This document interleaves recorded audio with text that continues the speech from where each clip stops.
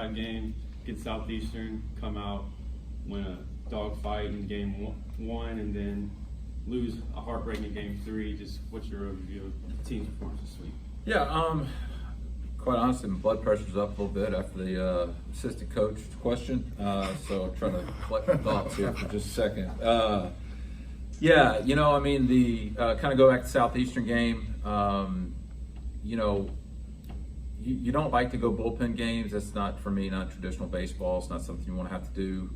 But with a short week, it was something that we knew we kind of had to put ourselves in position. Brad Kincaid will get the start tomorrow. Brad Kincaid's been really good for us in so many moments this year. He's one of the reasons we've won a lot of baseball games. And he's had some struggles as of late. And we need to get him back out there. We got to get him right. And so we're going to give him a chance to go pitch tomorrow. If he goes out and throws a complete game, that's we'll let him do that. But that's probably not really what we're leaning. Other guys that we'll see, Aiden Anderson, Peyton McLemore, Will Dion against a little bit. It tends to become a short week with the Wednesday. Then you get on the bus to go to Abilene and play Friday, Saturday, Sunday. So we'll keep guys like Peyton McLemore, Will Dion, Aiden Anderson. Those guys are going to be in short stints just to make sure they're ready for the weekend. But it was good. One of the positives certainly that came out of the Southeastern game was how well Zach Ryder threw. Guy was really good for us last season. I think he ended up getting 40 innings for us in a lot of critical, high leverage situations. And he's had some struggles this year. So we'll probably see him again tomorrow night against Louisiana Tech, and see if we can add another bullet for the stretch run coming up. And then the guys kind of grinded through a game on Friday night. Ridge Heisler has pitched really well against us the last 2 seasons. I mean, last year. I think we had the extra inning game at home, then the conference tournament. I thought the guys had a really good approach against him, and kind of had to grind through it. Rhett Deep didn't have his best stuff, but I thought he grinded as well. And then we were able to put together a big rally in the 9th inning. Nate had the big swing for us, but it was set up by a couple of really good at-bats before that. And on Saturday, we just offensively didn't play really well at first game. Nate Jones was really good, but we weren't really good on the other side of it. And it was going to take a really good pitching performance to be able to stay close in that game. We didn't get that one. Jonathan Ellison's kind of been a tough luck guy for us. I mean, the last 2 times he's been out there, we haven't scored a run for him in either game. So that's kind of an ownership thing. We got to look from a team standpoint. We got to pick each other up on that. And then in the last game, it was just they made a few more plays than we did. Obviously, I think you can go back and look. I mean, I think everybody's going to point out the bases loaded in the 8th inning. I think that one's easy to point out, but there were other moments in the game for us to either eliminate a run or to score another run in that one. So that's the way the one-run games work. So we obviously have a big test in us. Get on the road, going to Abilene. Hey, the way it is, we got to win every series coming out. We don't have to win every single game, but the numbers tell us 15-15 in conference get you in the tournament, and that's what it has historically. So that's kind of what we're looking at right now. So we got to figure out a way to win 4 series. But the only way to do that is to get ready for that moment, be ready to go Friday night. And but you can't just have your focus on the weekend or the stuff coming up. You got to be focused on getting better today, getting better against Louisiana Tech, having a good practice on Thursday, and just preparing for all those moments and just being ready for when that moment happens. I'm going to use Reed Bork in this specific case, but when you have somebody, I guess more generally, when you have somebody that's slumping at the plate, I know you're one that wants to let them hit their way out of it. Is there any time that you consider kind of giving that batter maybe a game or 2 off to kind of clear his head? Yeah, you'd like to. The thing is, kind of from a personnel standpoint, if you go back and look, you can see that Fisbeck, Maxwell, and Bork have played every single game this year. Reed Bork's our shortstop. Nate Fisbeck's our second baseman, and Carson Maxwell's our third baseman. We do have some personnel options if we needed to do that. just the way that, with an injury we had in the fall to Wells Cooley and kind of some other things that have kind of happened, from an injury standpoint, we're not really afforded that luxury right now. And I get it, I understand it. It's one of those you'd kind of like to, but when it's all said and done, for us to be successful, Reedborg's got to be our shortstop. And this is the moment you play for. Hey, we got to go win a ball game. We got to go do this, and to do that, you got to have your guys in there. And Reed will get it. If you're gonna get your first hit, do it with a runner at third and 2 outs. He helped getting us a little bit closer because that moment, that at bat, helped us win the ball game because that allowed us to bring Peyton McLemore in the game because it became a 1-run ball game when that happened because it was a 2-run game. We weren't going to bring him in, or was it 4-1 at the time?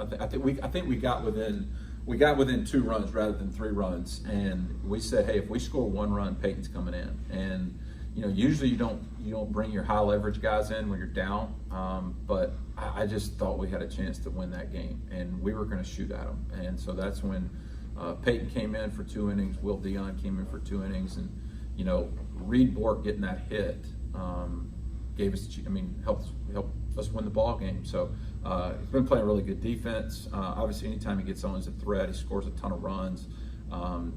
It's just one of those things you got to fight through. This is the game, man. It's a bear of a game, man. There is no rest for the weary because even when you do give a guy some time off or do something like that, you got to face that monster when it comes back. It's never going to be easy. The guy's going to have a good game against you and things like that.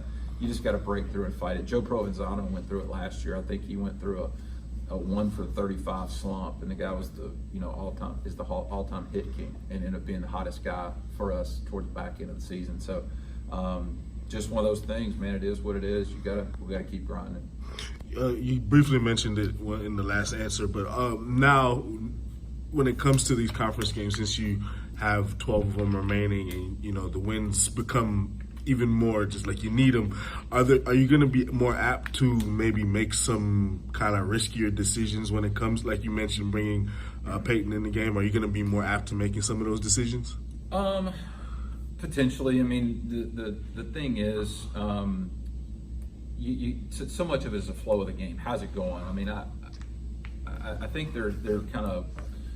It seems like when Rhett Deaton pitches, we find a way. We're having a chance to win the ball game. There's a good flow. There's a good mood to the game when Will Dion's in the game. Same thing. Peyton McLemore, Aiden Anderson. And the thing is, like, I kind of go back to Jonathan Ellison, Kane Eckert. They've thrown the ball well. They've thrown the ball really well. We just haven't been able to be consistent enough as a team, whether it be constant pressure on offense. Whatever it is, the whole thing goes back to, and I know James alluded to this, we've got to be consistent. We've got to play 9 innings, and we've got to understand is, hey, after this game, win or lose, it's nothing to nothing the next day. And that's the hard part about this game. There's really not a lot of time to regroup. There's not time to sit there and do that. That is a day in, day out mentality that you have to have. And and that was something I shared with the guys yesterday. I said, we don't have to be perfect from here on out. That's not something we have to do. That's something we have to be. But when you're struggling, whether it be as a team or you have individual struggles, whatever, we really feel like everything's got to be perfect. Well, everything doesn't really have to be perfect. And because when things are going well, it's not perfect there. Sometimes you catch a break. Sometimes you do some things. It's just all about staying in the moment, making plays, making a pitch. It's really all about this moment right here. Can't get caught up in the future, what's going to happen, looking at the scoreboard. It's really all about staying in the moment, being where your feet are. You talk about the offensive inconsistency.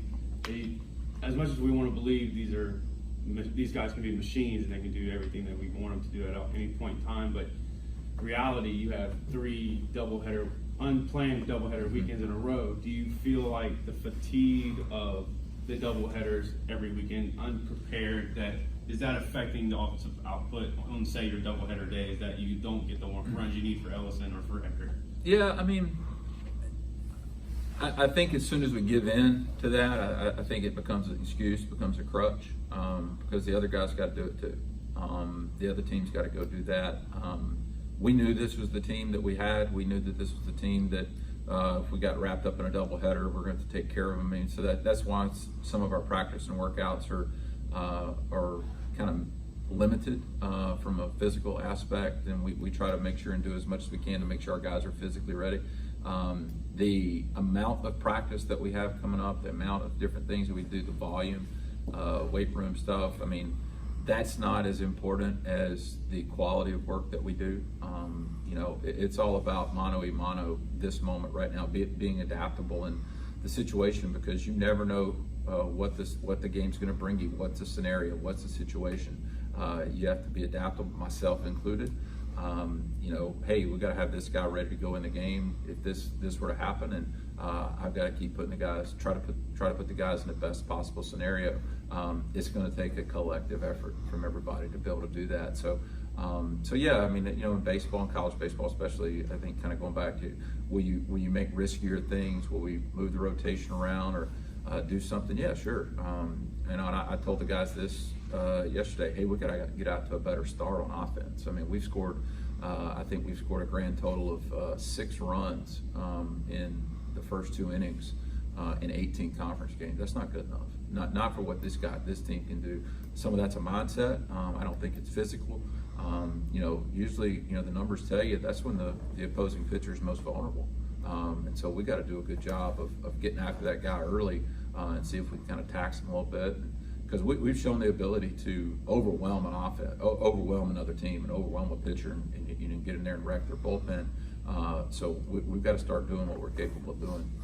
You mentioned, you know, just how tough this week will be as far as you play Louisiana Tech.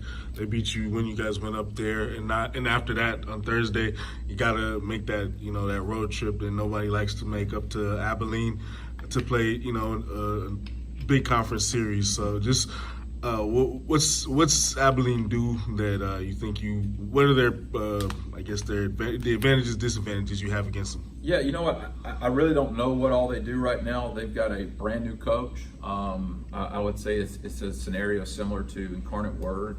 We don't know what type of game that they play now. We're collecting some information and stuff right now.